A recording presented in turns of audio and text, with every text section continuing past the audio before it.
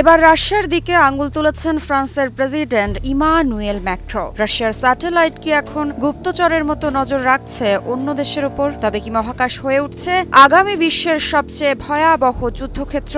হ্যাঁ, ফ্রান্সের president Emmanuel ম্যাক্রোর সাম্প্রতিক বক্তব্যে এই আশঙ্কাই যেন বাস্তবে রূপ নিচ্ছে। ফ্রান্সের মহাকাশ ও বিমান বাহিনীর কেন্দ্র টুলুজে দাঁড়িয়ে ম্যাক্রোর কণ্ঠে শোনা গেছে এক অস্বস্তিকর সত্য, আর তা হলো আগামী যুদ্ধ শুরু হবে মহাকাশেই। ম্যাক্রোর মতে ভবিষ্যতে মহাকাশ হয়ে উঠবে এক ব্যাটলফিল্ড, এক নতুন যুদ্ধমঞ্চ। তিনি সরাসরি রাশিয়ার দিকেই আঙুল তুলেছেন। 2022 সালে ইউক্রেনের পূর্ণ মাত্রার আগ্রাসনের পর থেকেই রাশিয়া শুরু করেছে মহাকাশে গুপ্তচর বৃত্তি। ফরাসি স্যাটেলাইটগুলোকে মনিটর করছে রুশ space vehicle, GPS signal jamming আর স্পেস ইনফ্রাস্ট্রাকচারে সাইবার হামলা, সবকিছু যেন এক নিঃশব্দ যুদ্ধের ইঙ্গিত দিচ্ছে।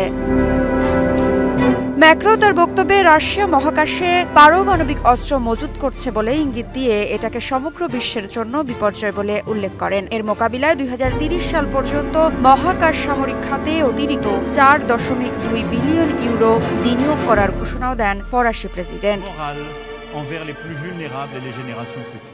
তবে ঠিক কোন কোন বিষয়ে বিপুল এই অর্থ ব্যয় করা হবে তার সুনির্দিষ্ট বিবরণ তিনি দেননি। ধারণা করা হচ্ছে ফ্রান্সের মহাকাশ কৌশলের জন্য ভবিষ্যতে পূর্ণ ব্যবহারযোগ্য লঞ্চার এবং উচ্চ মাত্রার থ্রাস্ট ইঞ্জিন নির্মাণকে অগ্রাধিকার দেওয়া হতে পারে।